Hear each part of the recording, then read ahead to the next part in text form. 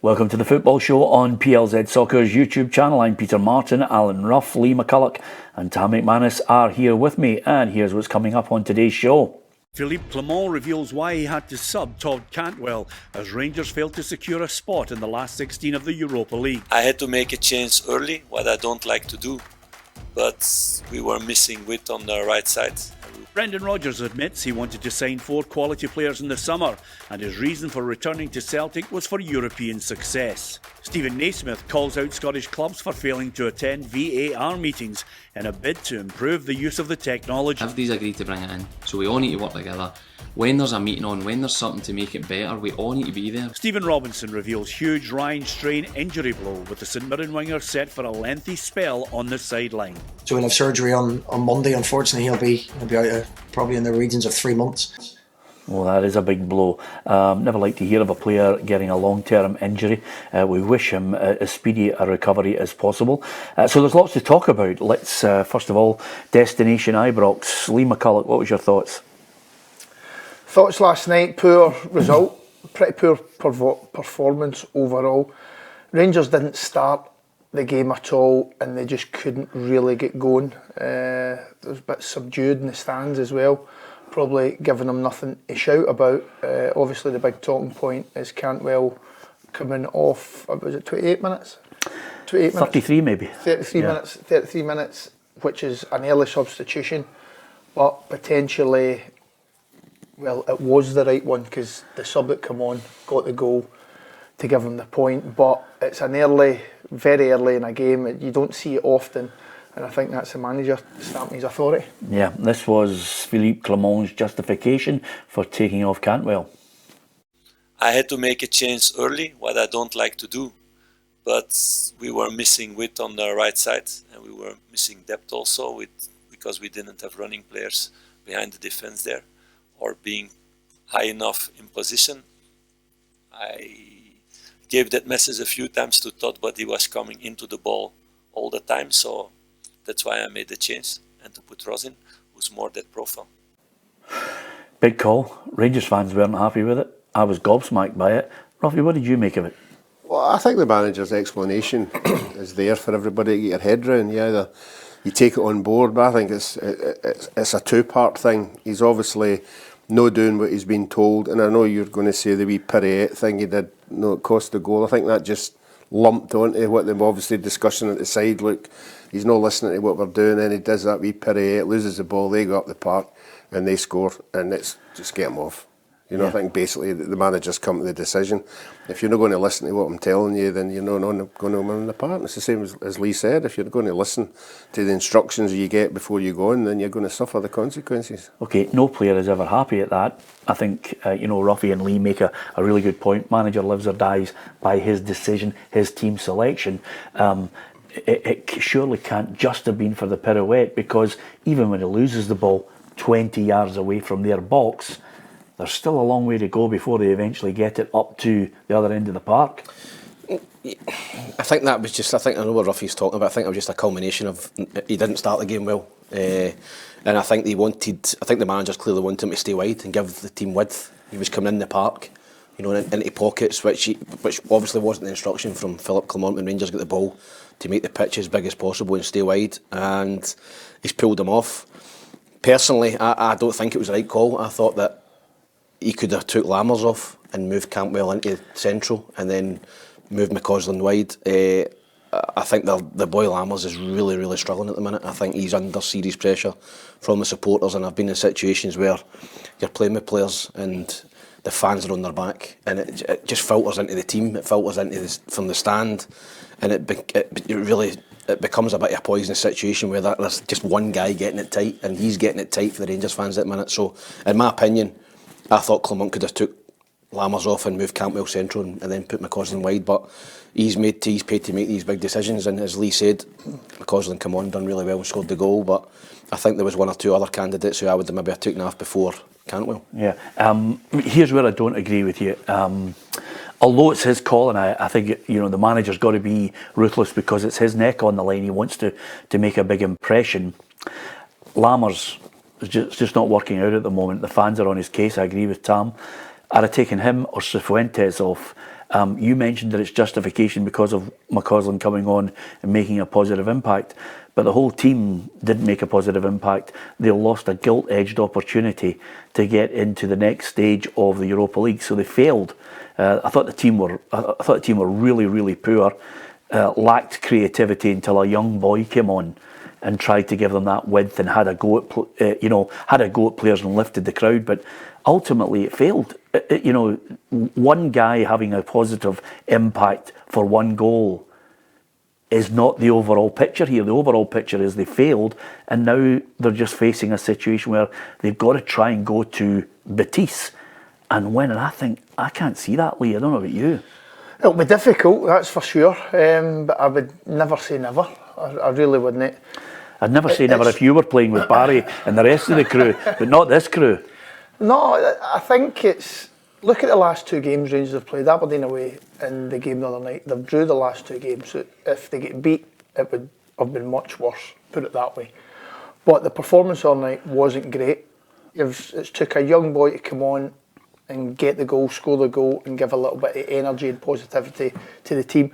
There's players playing in the Rangers team struggling for confidence. That's apparent, and I've been there and been that player. I've not been, like Tam's mentioning, he's played along with the players and it brings you down. I've been that player, and there's nothing worse. Yeah. And at times you actually don't want the ball. You don't want to give the ball away. You don't. It can get that bad. You actually don't want to be there. You want the manager to do you a favour and drop you. And I don't know if there's other players at the moment that can come in and play in the positions that the players are struggling in. Okay, let's look at it from 2 points of view here, Ruffy. Now, one is the unbelievably positive Rangers fan who can see nothing other than Rangers positivity, no negativity, and then the other is from, well, there's actually 3 points of view. Then there's others who can realistically look at it, and then there's obviously there are some doom and gloom Rangers fans out there as well. Here's the group standings. Have a look at it and see exactly what you make of it. The draw leaves Rangers, they're second in Group C, 1 point behind Betis, 1 point ahead of Sparta. It's Betis now. It takes place 3 days before the cup final against Aberdeen. If Rangers beat Betis, they win the group and qualify for the last 16 automatically. If they draw or lose and Sparta don't win in Cyprus, they'll finish second and go to a knockout round against a Champions League drop-down team. If they draw or lose and Sparta beat Aris, Rangers will finish third and drop to the conference knockout. There's your permutations. What do you think's going to happen? Well, at this moment, I think Rangers just want to be in Europe. You know, if it's the conference, it's the conference. You're still in Europe. Yeah. You know, you get something. You've got a trophy to play for. I know it's not the one you wanted to win, but you've got a chance of winning it.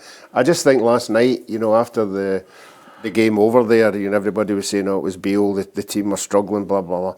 I think everybody that went to Ibrox last night thought that was a given. That game. I did. An absolute given. Did you think it was a given? Well, I think so, in the evidence of what Rangers have been doing, you know, since that first game. But I think everybody turning up last night would have expected 2-0, 3-0. And I think that's the biggest shock of we're not advancing, you know, we're not being told, you know, it's obviously it's a work in progress, but the work in progress has looked good since the guys went in there. So last night was a wee bit of a blow to everybody, a shock, if you want to say, because they're not a great side. Aris. No. Tam, how do you see this one unfolding? Because there is still, and you've got to offer balance in this, there is still a permutation that Rangers could actually qualify. They won't beat Betis over there. No chance. Not for me. I think Betis are strong at home. I think they're a good side. I think Rangers will lose that game, and I think that Sparta will beat Aris. I agree with Ruff. I don't think they're a good side. The other two teams have took maximum points off them, and that is the big issue if you're a Rangers fan. You've dropped that amount of points against a poor side, and I can see Rangers dropping into the Conference League, which wouldn't be a bad thing for me. I think they can go and be competitive in that as well, and they stay in Europe. We were talking about it earlier. Lee was saying you don't want to finish second because you get a Champions League dropout team and you're bang up against it. But if you can get third or first, then you're still in Europe and you're competitive. But I think they'll end up in the Conference League, Peter. Okay. If Rangers get beat and just say Sparta don't win, they get a draw, does it go to goal difference or does it go to the results against the two teams? Rangers would finish second, I think. I think Rangers have got the worst goal difference, I think. Head to head. I think it's head to head actually. There are about 4 or 5 different permutations which I just read out there, and clearly you're not listening to. No, them. but I'll go back over them again. No, for you never covered. You know, if the both teams finish with. If they draw, 8 lose, and points. Sparta don't win, Rangers finish second. Okay. You happy with that? I'm not getting that either. If Rangers get beat, Right. and Sparta draw, both of them on the same points. Rangers finish second. Because? Of goal difference or head to head, I'm not sure. I think the other teams get a better goal difference. Let's put it up there. Goal difference. Let's put it up again, Ruffy, for you. Rangers have got a better goal difference. There's the goal difference. Can you see it, Ruffy? See it, Ruffy, 1. I know what you're talking about now. See that GD there, that's goal difference. I thought Sparta had the better goal difference. Right. I really did. They don't, and they've not got the best head to head because Rangers have took 4 points off them. Okay. Well, I think Rangers have got a chance then. I think there's a guarantee that Sparta will go there and beat them. Okay. Just for the benefit of people who've been watching the programme, I'd like to apologise for the last 2 minutes that we wasted with Ruffy going back over something that we'd already pointed out. So big thank you to everyone who persevered there with that 2 minutes. And remember, if you're watching this in your own time, you can scroll back to about 10 minutes and just go beyond that one and that one. I do that? Yeah. I wish you So would. you're clear now. You're clear. Yes, Clear. Yes. But just out of curiosity, conferences, I always feel sometimes, I don't know what it is, I feel as if I'm the negative one at the moment, but I'm only giving you it from the perspective of where Scottish football is. I think the Scotland team are doing well, and Steve Clarke deserves tremendous credit. I think the performance of the Scottish clubs in Europe through qualification to the group stages has been absolutely abysmal, and I'm not having any of it. Aberdeen, couple of great performances, all draws. Poor, not good enough. Rangers, sacked a manager, bring in another manager, transition, way off it, not good enough. Should have beaten Aris. I think you're right. The destiny was in their own hands there, still is to an extent, needs a miracle. Celtic, as we move on to them now, the whole club football at the moment, Lee, is poor. The Aberdeen game against Rangers last week, I thought I was in the 1970s. I was waiting for Bruce Forsyth's Generation game to come on after it. It wasn't that bad, Peter. It wasn't even that good. I mean, You're right, you're negative. I really am. Right. I really am. I'm losing the plot on this. Right. Are Rangers qualifying the Europa League, or are they dropping? Yes. They're qualifying. So you think they'll get a result against Betis? Yeah, I think they'll get a draw, yeah. And I don't think that team will beat Aris. Cyprus. Yeah. Right. Okay. So you're positive for Rangers. What are you saying? I think they'll get a draw. Yeah. You do? Yep. Okay. Betis win, Sparta win, Rangers conference. I agree with you, Tam. Okay, Lazio 2, Celtic 0. Same old movie, same outcome.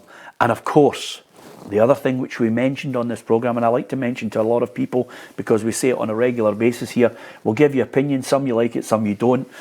We try and interview and do one-to-ones and cut right across it with our brilliant staff.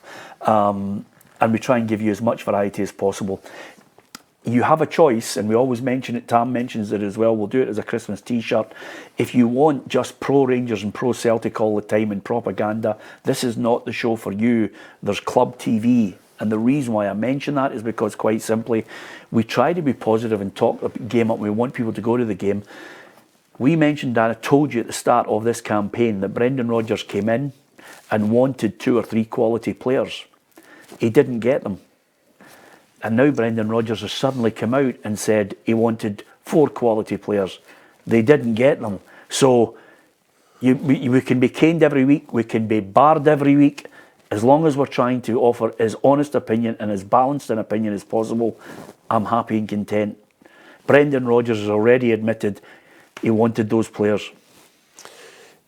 Yeah, but it's a PR spin. It's another failure. It is a big failure because obviously when he comes in there, he started saying, "Oh, this is a work in progress." But the fault has been, and it's not really a big fault. That for some reason, in the last 2 years, they went down the road of bringing in youth and selling them on and hoping they're good. And you cannot fault that, the money that they brought in. But they've taken their eye off the ball, you know, with what's on the park. You know, and that's the biggest thing that the supporters need to nearly get their head around. Well, here's Brendan Rodgers' quotes regarding the situation. We need to add quality. There's no dressing it up for the group. I felt when I came in here in the summer with the squad that was in place, we needed 4 quality players. You need to add players that are established. The next step is the European side, and that's why I came back. Well, hold on a minute, Tam. Now, if he comes in off the back of that negative publicity of him leaving the last time, and we all said he's back here for Europe. Now, if he comes in as a manager and can't get the 4 players, who's doing the job in the background? Who's to blame when he can't get the players he wanted? Well, Why didn't they move heaven and earth to say, you're back for Europe, we'll try and get you the players, or at least 1 or 2 of them? Well, Peter, at the start of the season when Brendan came back, a lot of us were surprised. Why is he coming back to Celtic? You know, he's won everything here domestically. Why is he coming back? Obviously, a bigger crack at the Champions League. Must be getting money to spend. That was the immediate thought of everyone, probably. A lot of Celtic fans, he must be getting plenty of money. 4 players he wanted, obviously, quality players. Quality players cost money. And he's not been given that money. So I blame the board and the recruitment team at Celtic, not Brendan Rodgers, because he's clearly not got the guys in that he wanted. And I don't think he's going to be the same next season, Peter. I think next season, if it's the same, I think he'll leave. I don't think he'll be here, Peter. I think if he's not backed in the summer to the tune of 4 quality players, then I think he'll walk away, because I think he's been sold a dream at Celtic in the summer and it's not came to fruition. When he was coming here, right at the very start, we sat here and said there must be 2, 3 big signings, or he's not coming back unless he gets his own stamp on the squad. Yep. And it's been staggering that he's not had that backing, or for whatever reason it's not been. But imagine Brendan Rodgers coming back while he's getting stick and coming out and saying, by the way, the board are not giving me the players I want right at the start. Then that's just a circus then. So he's backing the board. He did. He did. What he did was, and this is the point which I make with when we are as journalists, whether it's written, broadcast, radio and TV, when you interview him after the games and you listen to what he has to say, he hinted at it early on in this campaign. And but he's he saying was basically he was happy with the squad that he had no. into Europe. He said that as well. He said that, but when he was on the end of the defeats early on in the campaign, before we get to this point, if you listen to his post-match interviews, he was hinting at the fact, not only right after the game, but in subsequent interviews, that you couldn't get the players that he wanted. He wanted to add quality.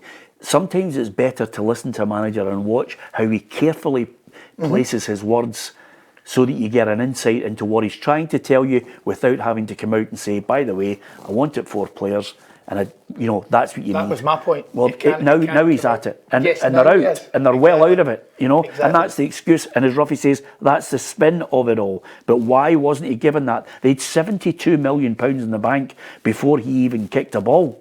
So somebody's made that decision. Somebody has. But he's already came out and covered himself a wee bit by saying, look, everybody, this is a work in progress.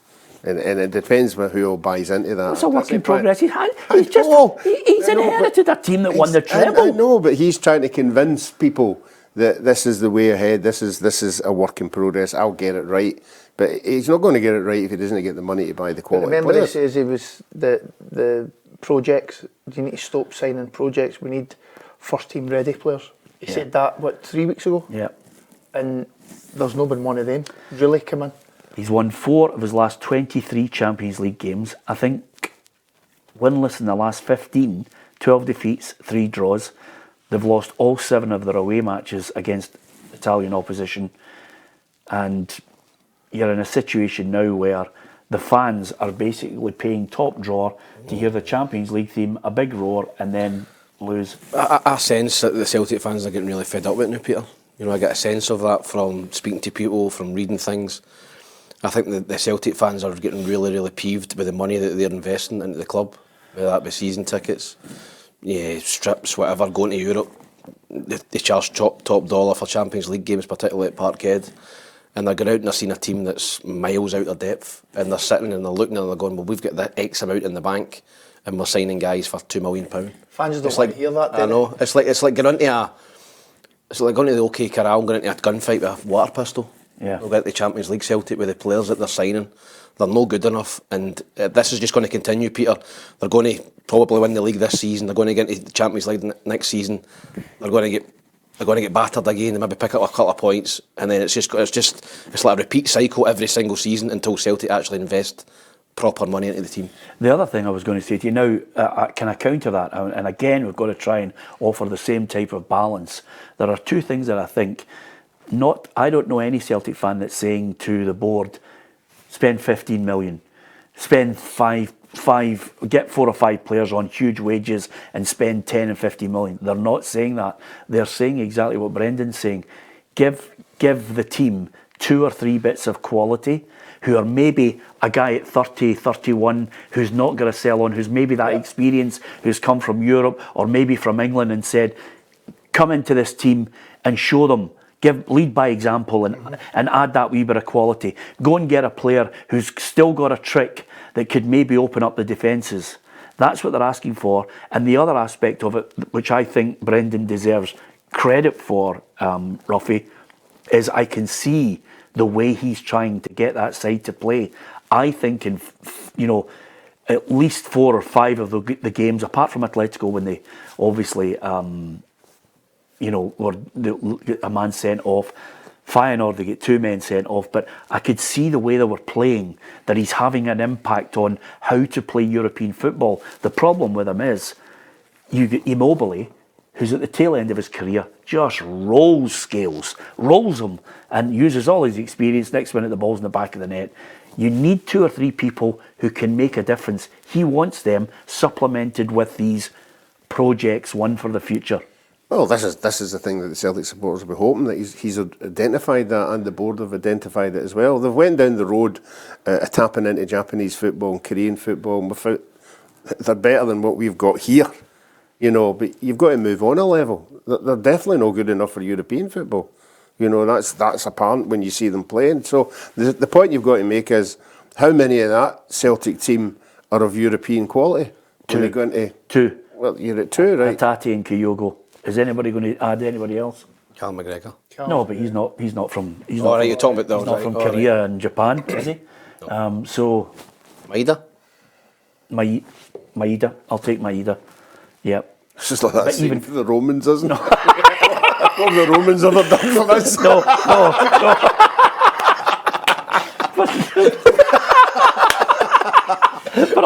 But the only. Brilliant, Ruffy. Right. There is another line that could fall up, and I'm not going for it. But by the way, can I just say something? I'm being as honest as I can with it. I'll let him have Maeda, but Maeda is found wanting. But they're missing him, Peter. They miss him away from home. They miss his pace at running behind. They miss him domestically. You don't miss his crossing or his ability to score. Peter, he's not a great football player, but he's fast. He's athletic. He runs in behind. He's fit. And those attributes are. Let me ask Lee this, because Lee's played Europe more than us too. When you go and play in Europe at a top level, what do you notice when you go into that level compared to being in Scottish football? The players you're coming up against. What how technically fast they pass the ball, the speed they pass the ball into each other, the way they trust each other's touch and their movement, fitness. They're quite a lot. Yeah. They're so comfortable under pressure. And if the 10-yard pass, it's properly wrapped into him because they trust the guy, trust the guy's touch. The one thing that Philippe Clement and Brendan Rodgers need is they need that bit of experience that can take them on to another level, and that's going to be the test of them. It's going to be Clement's big problem in January. It's going to be a huge problem for Brendan Rodgers. And again, I offer the balance on it. There are moments when you can see the positives for both managers and what they're trying to do. But the be-all and end-all here is Celtic need to change strategy, Ruffy. That's my attitude. And the strategy needs to change from this ceiling point of age, sell on, and of course, not taking anybody of experience. I just think you need to change strategy, Tam. They do. They need to pay. They need to buy better quality, and that means they're going to have to pay bigger fees, Peter. And maybe the ceiling of the wages maybe needs to go up. Why don't they just drop the size of the squad? Why don't you go down to 24? Well, they could do it. Well, why don't you get rid of the 9 or 10 players that Ruffy and I could come up with who are actually just taking a wage and not contributing? Well, that's up to Brendan in January, I think, to try and trim that squad down, because there's a lot of fat on it. There's players in there who are picking up big money and not doing anything. So those players are hard to shift. Do you pay them up or do you let them see their contract out? So yeah, I think the Celtic squad is too big, but they need to pay. Need to pay a little bit more money, in my opinion, in terms of a transfer fee and maybe just the ceiling of the top earner. Maybe can you just move that up a little bit and you maybe attract a better quality player? Can we cut Barry Robson any slack from Helsinki to Aberdeen to on the basis that they were able to fight back again? Ultimately, they failed in Europe. Yeah, I think he'll have to, you listen to his interviews, he'll have to take some kind of positives out of that game. Obviously fighting back, if you be 2-0 down, and he'll go away, But I don't think the expectation in Aberdeen was as big as Rangers and Celtic. I thought if they could get a good campaign, then the supporters would be happy. But the supporters have been let down a wee bit in Aberdeen. I think they probably expected a wee bit more. So I'm saying Celtic are saying that's a work in progress. I think Aberdeen would get away with that. It's a work in progress in Europe. Yeah, here's the group with Aberdeen in it from the Conference League and how they fared. Peter, I disagree with you saying it's a failure. That group is probably exactly what I thought that group would be, apart from maybe the top two being the other way about. I thought Aberdeen would be third in that group, which they probably will be fighting out with Helsinki, but I didn't see them taking much from the other two teams. They were 2-0 up against PAOK. They were, Peter, but PAOK are quality. They went to Eintracht Frankfurt last night and won. They're a good side, and they've won 4-85 and a draw, so they're unbeaten. I think they're a very good side, and I don't think it's a particular failure for Aberdeen. I thought they deserved a little bit more, but they are where they are, and they are where I expect them to be, and that was third in that group. Yep. Lee?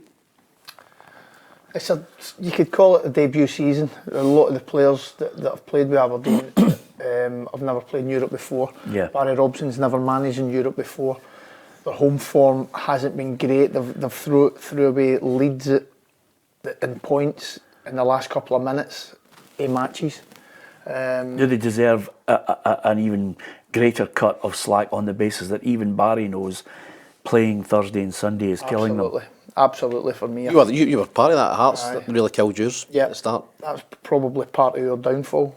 The Thursday, Sunday managing that. Yeah. And then you get injuries, suspensions on top of that, makes it difficult. But so we're letting them off the hook? I definitely. Yeah. Definitely. Ruffy? Mm. Yeah. Yep, I'm quite happy with what they've done. Yep. No, I think Aberdeen they've not been disgraced in any of the games. I think they've been okay in Europe. Got a better goal difference than the team at the bottom.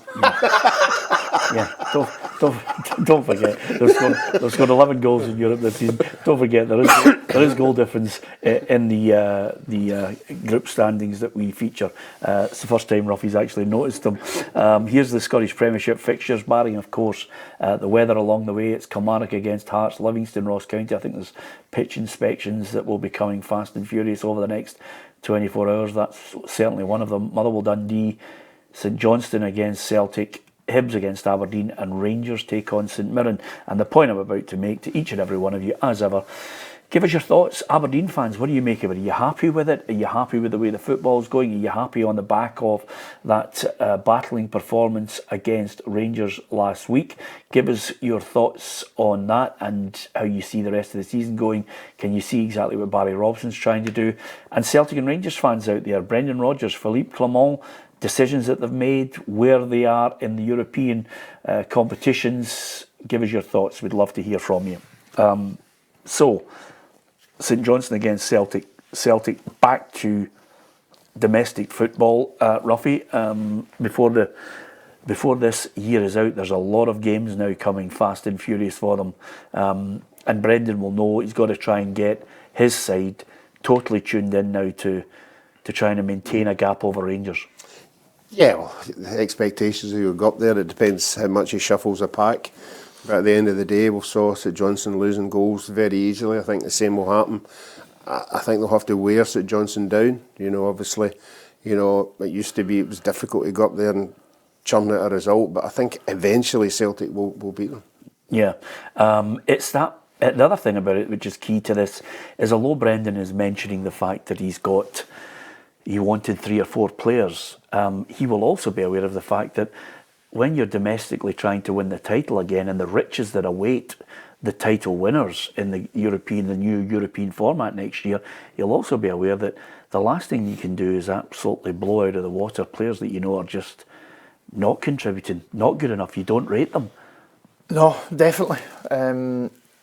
That's why he's the manager, proven record, and he's getting paid a lot of money. That's his sort of problem to go and solve. Yeah. How did you sit down? I mean, that's the great thing about it. From you are our perfect Friday guest, because you and Robbie Nielsen must have sat in there having a wee cup of tea, going, by the way, these two are never going to contribute. This guy can't even control the ball. That's part and parcel with management, and that's why I'd never liked being a manager. Is that right?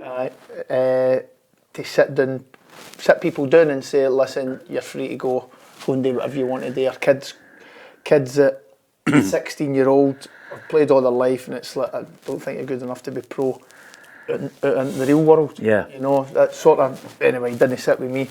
But sitting with Robbie, you know, you're watching training, you're then trying them in games. You know, players that are just like, they're not going to give us anything. Yeah. And it's up to the manager to be a little bit cutthroat then, to say, if we're 100% sure they're not going to give us anything, send them round with the B team or the reserves or somewhere. Do you think you need to have that mentality? You need to have that strong mentality for it. 100%. Yeah. 100%. Because the great thing about it, I mean, I know we joke about it, but it's part of your personality and your makeup. Because I know sometimes if I've given the ball away at the fives, you just look and there's just a wee wry smile. Whereas Ruffy has a condescending look of, you know, World Cup, being to 3 World Cup. You know that feeling as if, you know, you've just been something that's stuck on his shoe and he wants to wipe it off, and you feel like that. Whereas you're a wee bit more kinder. Yeah. You know. I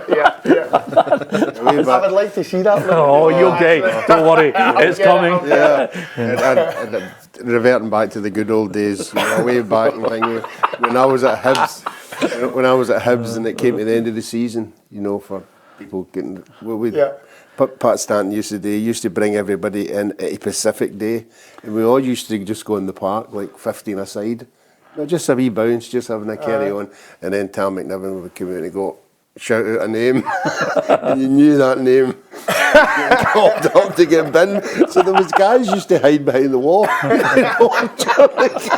He's no here, no that. But that's how you used to get released at Hibs away back. Yeah, absolutely brutal. That's a tough. I totally agree. You know, what was it like for you in the 19 times that you received that call? I prefer to be a coach. I think being a manager is totally different from, and I think that's where Michael Beale came on stuck. Yes. I think Michael Beale was a good number 2 and a good coach and good in the training part and everybody's pal. When you become a manager, you can't be everybody's pal. I remember being at Dunfermline, playing with Jim McIntyre, and we travelled together at Dunfermline, and then Stephen Kenny get the sack and Jim get the job. Yeah. So all of a sudden we weren't travelling together. You know, it was just I'll just see you at the park. And then he wasn't playing me. And this is my pal who we were travelling for months and got on great with partners. And then all of a sudden I'm thinking, I've used went for, I really like McAtee, fucking hate him. So that was and that's where you've got to be as a manager, as a coach to be a player is a big difference, and being a manager to a coach is a big difference. So I couldn't do that either. I'm like Jig. I would prefer to coach and leave somebody else to make the decisions. Please tell me, knowing Jim as I do, he's such a brilliant lad. Please tell me you managed to rekindle the friendship. I've not spoken to him for ages. No, I've not spoken to him for a while. I went to Colorado Rapids, so I got a decent move out of it. But that was him distance himself from the players, which he had to do as a manager. Yeah, Jim, call us now. Let's get this friendship back on track. I can't believe that you hated him. St Johnstone Celtic, Ruffy, give us your prediction. 2-0 Celtic. 3-0 Celtic. 3-0 Celtic. Okay, I'll go 2-0 Celtic with Ruffy, because I have to say, Ruffy, the predictor's getting tight. Yeah, having a couple of bad weeks, but I'm still up there. Okay, Rangers off the back. Thanks for that, Ruffy. Rangers off the back of the European game, the disappointment of that, and obviously the Aberdeen game as well. They haven't really been. They haven't been at it. You know, and I think there's that little feeling when the new manager comes in, everybody's up for it, and then the new manager realises, here's why this team's not the real deal. Yeah. Here's what I have to do. He'll know. I think he knows right now. He'll have a list of 5 or 6 players. He's thinking, you're never making it here. Definitely, for me. But it's whether he'll be able to, the players that he'll have in his list, whoever it is, it might be difficult for him to get rid of them, especially in January. So part of management is maybe letting the players think that they've still got a part to play to the end of the season, and then you need to try whoever it will be. But Rangers, it's a big game. Drawn the last 2 games, certainly one of them everybody's expecting them to win. In fact, the 2 of them, Pittodrie, everybody expects them to win at Pittodrie, especially after Celtic dropping points the day before. It's a very, very important game. It's a Sunday, then they go to Tynecastle on the Wednesday, so Hearts have got an extra day recovery on them as well. Really important time coming up, but I expect Rangers to play a lot better on Sunday, and I'm going for a good 3-0. Okay, confident. Let's find out what was happening in both camps. Alison McConnell was out on the hunt today at St Mirren to hear from Stephen Robinson as well. Ryan Strain is set for a 3-month spell on the sidelines as he prepares to undergo surgery on a groin injury on Monday. The influential Australian winger picked up the problem during the last international break and is set to go under the knife this week, with Stephen Robinson accepting that while it's a major disappointment for his side, the others are keen and able to step into the breach. Yeah, Ryan's gone to London for surgery, so he'll have surgery on Monday. Unfortunately, he'll be out probably in the regions of 3 months, which is a huge blow for us. But it's up to other people to step into that plate now. Robinson, meanwhile, has also insisted that his side need conviction and belief ahead of their game against Philippe Clement's side at Ibrox. Rangers were frustrated in the Europa League on Thursday evening as they were held to a draw against Cypriot side Aris Limassol, with Robinson accepting that there are lessons his side can draw from that one. We believe, as we've shown against other top sides, we've shown it at Celtic Park, we're minutes away from getting a result. There's absolutely no reason why we can't go and match Rangers and get a result. We have to be at the top of our game. I say it every time we go, you have to get decisions that go your way, but we can affect that. And out with the result, we want a performance that we can be proud of. 2 wins and 6 for St Mirren now, and suddenly you're starting to see how difficult it is. That great start for me is going to serve Stephen Robinson well, because it's going to be crucial. He's got to try and stop the slump. Points to the board, Peter, I think early doors. It serves you well. As you say, you're always going to hit a bad patch. Well, every club probably outside the Celtic Rangers will hit a patch where they win 1-8 or 2-8, and they're really struggling, but they've got points on the board. Poor performance by all accounts during the week against Ross County, lost 1-0, didn't deserve anything out there. Go to Rangers, again, big underdogs going to Ibrox, but I'm interested to see the Rangers team at the weekend. I wonder if he'll start Cantwell. If I'm a manager, I would play Cantwell. I think you'll get something. I think you'll get a reaction at him. I think if you're in danger of losing the player if he's on the bench again, I would start Cantwell. I would start him as a 10. You don't think it's anything personal, or do you think? I don't think it's anything personal, Peter. But there's something just from my point of view of being an ex-player. I look at him and I go, I don't think he fancies him. I don't think he fancies him as a player.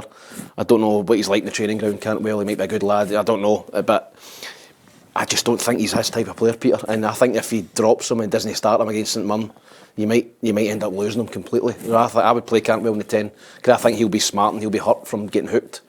And I would put him in, and I think you get a performance out of him. What a massive month this is. Of course, St Mirren, Hearts away at Tynecastle, as Lee mentioned there, at home to Dundee, Real Betis in the Europa League, and then it's Rangers against Aberdeen in the League Cup final. Then it's Rangers St Johnstone, Motherwell Rangers Ross County, and then it's Celtic Park on the 30th of December. Dare I suggest to you at this point, by the time we get to the end of December, Lee, Rangers' fate could be sealed. Yes. It's, you mention all the games, it's so many minutes of football, they're going to need other players injury free. They're going to need to have a run of form, siege mentality. It's a lot of football, and then it sets you up. They need to win every game up to the Old Firm game, cup final included. Every game, cup final included, in my opinion, to stand a chance to be there or thereabouts, kind of wait into a January window. Board will probably back him, you'd imagine. The board have been brilliant, especially with Beale backing the managers. So I think domestically especially they need to win every single game right up to the Old Firm, take something from it, win the one game after it, then go and regroup. Big call? Yeah, I think the cup final one will be the big one. You know, if they win the cup final, that'll just kick you on. You know, it'll be like the start of the season. You know, you've got a cup, everybody's up for it, you know, and that could take care of the games that are coming up. But you're right, you know, there will be a couple of games in there. They'll have to really dig it out. You know, we always say Rangers and Celtic going to Hearts or going to Tynecastle or going to Easter Road or Aberdeen. They're the games you're looking at. So Rangers have got, I think it's Hearts, is it, next Wednesday? Next Wednesday. Yeah. Just that one game. You know, if it's again, it's 2 points dropped or whatever, it's a stumbling block. Yeah. But for me, it's the cup final. Okay, St Mirren against Rangers at Ibrox. Rangers 2-0. 2-0 for me. 3-0. 2-1. Okay.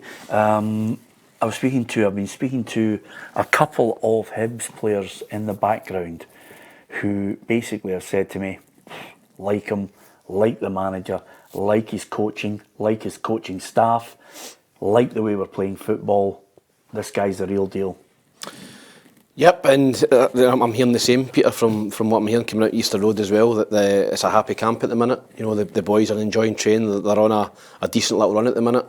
You know, they've picked up back-to-back wins, and, you know, they're only a couple of points behind Hearts, so, listen, there's everything to play for. St Mirren struggling, third place is now, it's not that far away in terms of Hibs getting points, so, but this is a huge game on Sunday. I think that Aberdeen, once they get out of Europe, will hit a run of form. I think they've got a lot of good players, Aberdeen. And this is a real chance for Hibs to put a bit of distance between themselves and Aberdeen. The gap's 5 points at the minute. You know, to put 8 points between you and Aberdeen, you know, is a pretty substantial gap at this point in the season. And you know, you stay on Hearts' tail as well. I don't think St Mirren will finish third this season. I think it'll be Hearts, Hibs, and Aberdeen. I think the cream will rise, you know, in terms of the league campaign once Aberdeen are out of Europe. So, no, a big game for Hibs. Aberdeen rested a lot of players last night, you know, made 7 changes, you know, brought a few of them on later on in the game to try and get something out of the game, which they've done. But I would fancy Hibs in this game strongly, Peter. I think they're playing a lot of good football at the minute. They've got a lot of pace and power in the forward areas. They've got a revitalised Jair Tavares, who's come in. Lewis suspended. Lewis Miller's will be a blow. I don't know, maybe move Will Fish to right back and play Bushiri and Hanlon centre half. So Fish can play right back, but I fancy Hibs to get a win here. Yeah, I agree with you. I'll go as far as to say if they back him in his first window in January, if he gets the kind of player that I think he's looking for, I fancy Hibs for third.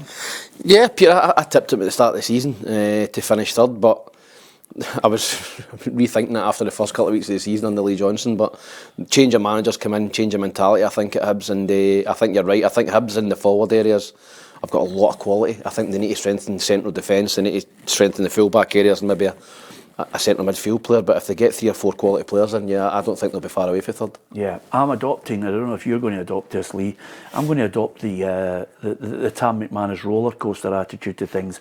Every 2 or 3 weeks I'm just going to change my mind, just go absolutely mental and erratic.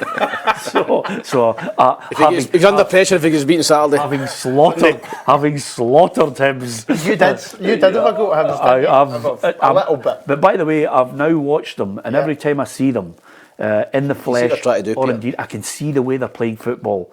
And he's brought in players that have been out in the cold with Lee Johnson, and he wants them to play, and he's told the younger players, by the way, you're going to get your chance, and he still hasn't had a transfer window. And I'm looking at it and I'm thinking, I like what I see.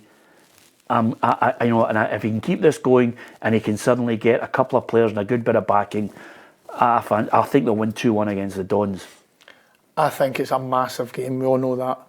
I like Montgomery, I like what he's brought in, his style, and I agree, I think if he gets backed, it'll be all about his recruitment. Will it just be him doing the recruitment, or will it be like previous, where Hopefully it's him. Players comes in, so Hopefully it's the manager. This is ought to be seen for me. So You've Brian McDermott there as well, who will obviously be helping with the recruitment. Yeah, and I've heard his assistants are really, really good as well. But I'm going to go for a draw in this game. I think Aberdeen resting the players, coming, they'll know how important this game is. And I'm not going for Hibs third either. I'm going for Hearts third. Hibs fourth, Aberdeen fifth. There you go. Yeah. Aberdeen are 2 points off of relegation. I know, but I think they'll hit a run like you said once they come out of Europe. The other thing about it as well, which you haven't noticed, is, you know, Ruffy and I notice it because we've been, you know, in these chairs for 10 years.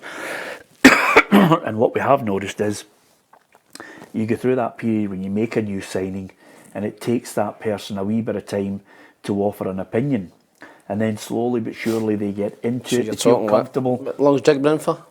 Too long, but eventually he's kept in. About 2 months, he's finally gave a strong opinion. Today, why? Because I disagreed with you both? Today, no, because today you've said, boom, there's that thing, boom, there's an opinion there. That's how I feel. This is great, but this is taking you fucking 2 months to do it, by the way. Ruffy, he's now lethal today. I think he's on form. Yeah, well, as Lee... This is the jig that they signed at Rangers the first time. In there, clattering, battering. Second time, 2 minute injury, second time. You know, exactly. Couldn't lift his head second time about. Didn't know where to pass it. Who the hell signed him again? But this is the first jig. Yeah, as we know now, he's making an opinion. You know, and my opinion in this game at Hibs is Hibs will win this. On the basis is that I am the guest of honour at that game. And I'm not walking onto that park at half time if I'm not winning. Just you, Ruffy? It's me, yes. Yeah. Well, I don't know what you're saying. Oh, it's a Hall of Famer. He was, aye. Do you know what I mean? You're going to make some sort of jibe towards me? No, none at all. No, he's just going to, you're just going, will you do this, Ruffy? Yeah. With your... Yeah, I haven't seen many Hibs players. His wee fingers lit, I've never seen many Hibs players that have been on the bench in the Hall of Fame. Most of their career at Hibs. No, they don't get on it. Generally don't get. Yeah. No, you don't. You don't, Ruffy. But to be fair, Hibs to win 2-1. I've got, what were you? Oh, 3-0. 3-0. Oh. Brilliant, Ruffy. Brilliant. Okay. Kilmarnock against Hearts. You know, I tell you, for one guy that I really like, I've got a lot of time from is Stevie Naismith.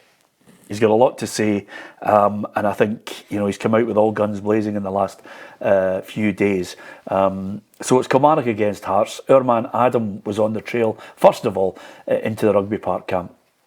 Derek McInnes will take charge of his 700th match as a football manager when Kilmarnock welcome Hearts to Rugby Park on Saturday. It really is a remarkable achievement when you consider the volatile nature of modern day football management, and it's of course something that McInnes is very proud of. I'll definitely not be doing another 700, but it's, you know, I'm actually quite proud of that, you know, pleased with that longevity. You know, I think it's important that for any manager, whether you're first starting out or whether it's your 700th game, you still really want to do it, and the fires are lit, and I still really want to do this job. Speaking of longevity, Killie youngster David Watson was rewarded with a new contract this morning, keeping him at the club until 2026. He's been here at Rugby Park since the age of 7 and has become a mainstay in the heart of the Kilmarnock midfield, and he is a player that manager Derek McInnes has very high hopes for. Yeah, it's his third new deal since I came in. He's getting more deals than anybody else, but thoroughly deserved. He's a boy we identified right away when we came in. He had a lot of attributes that naturally had drawn to him. You know, I think the good thing for a young player coming into the first team and playing the Premier League is not only being good enough, you know, but I think there's the physical element of it. He's physical enough to deal with the rigours and the demands of that, but he's also got a good head on him, you know, a good mentality. You can always tell when you get to 700 games. You can start wearing Peaky Blinders hats on telly. I saw that last night. It was a bit. Yeah, it was okay. You can get away with it. Absolutely. To be fair, I know Derek. I've known him for about 30 odd years. If he'd come to Toledo Junction on a Monday night, he wouldn't get in with that hat. By the way, he just. But he's gone through as a player. He's been a great lad, brilliant. You know, to get 700 games as a manager, great experience as well. Can he get the win against Hearts?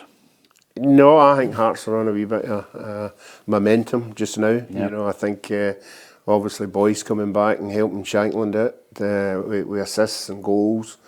So no, I think they too. You know, if they keep playing the way they're playing, I think they'll just edge this one. Yeah, narrowly. Narrowly. Yes, very narrow. A lot of time for Derek. I think he's 700 games is no mean feat. That's some going that, and a lot of success regarding when he was up at Aberdeen. How many years in a row did they finish third, getting to cup finals, and narrowly getting beat by really good old firm teams at times. Obviously won the cup once anyway. Inverness. Worst cup final ever. It doesn't matter, they still won it. Yeah. Don't need to be pretty, the cup finals. Oh, absolutely. And therein speaks a man who played in a lot of rubbish cup finals. Correct. We get battered and we just won it. Happy with that.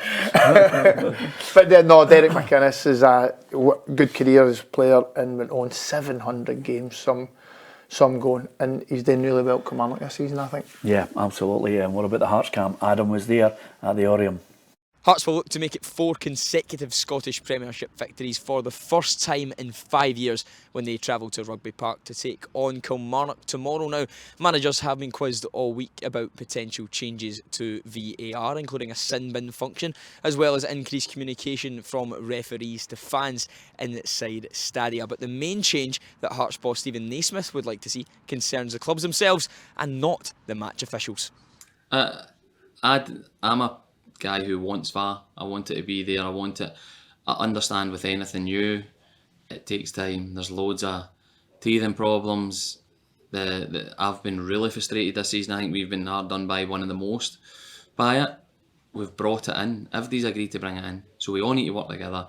When there's a meeting on, when there's something to make it better, we all need to be there. We all need to give our input. It has been another miserable week in Europe for Scottish sides. No victories for Aberdeen, Celtic or Rangers. Hearts themselves tasted their own European defeat earlier this season when they were knocked out of the Conference League during the qualifying stages, with Hearts boss Stephen Naismith blaming the lack of Scottish success on fixture scheduling. I feel sorry for us all because there's no much help. That's been from when I started as a player to now. It's the same all the time. We experienced it as at Rangers when you're getting to a European final. They're cramming games in just to finish whenever we should finish.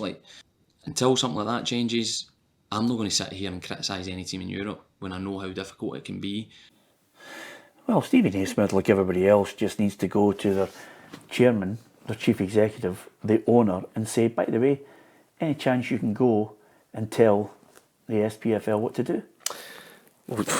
Jig was there as well when they got to the final. You know, the amount of games you had to squeeze in, Lee. When you know, I look at other countries. You know, I look at Holland and Spain, and their teams don't play at the weekend. They postpone the game and they give them extra time to recover for big European games because they know it's for the benefit of the whole country and the whole league as a whole. And I think he's absolutely bang on there with that. I think the scheduling, you know, the Thursday, Sunday for clubs like Aberdeen and Hibs or Hearts, it's impossible to do the both. You've not got a big enough squad, and it's even hard for Celtic Rangers who've got massive squads. So he's absolutely bang on there. That needs to change. But will it change? It's been the same since he was a player. When was that? 15 years ago. So it's never changed since. Ruffy, Kelly against Hearts. I've got it 1-1. What about you? I've got Hearts 2-1. Hearts, Kelly, very strong at home, but Hearts on a run, third best squad in the league, 3-1 Hearts. 3-1 Hearts at Rugby Park? Yep. Wow. What's up, man? Allowed an opinion? I just no. I thought, listen, I love it. You've all bummed up Derek and all. You've all seen him getting pumped. Absolutely. Just as before I get Tam's prediction on it, and I've just listened to Lee, who I respect for his opinion. Kelly's still unbeaten at home in 14 points from 17. Great home record Kilmarnock they have since Derek's been in there. But I'm going to go for 2-1 Hearts. 2-1 Hearts? Yeah, okay. Magic. Okay, Livingston against Ross County. There's going to be a pitch inspection there, I have to say. I thought it was an all-weather part. Yeah, not that kind of all-weather. I have to say, though, amazingly, David Martindale, he's the longest-serving coach in the league. Now, even he's surprised at that. I genuinely do believe this.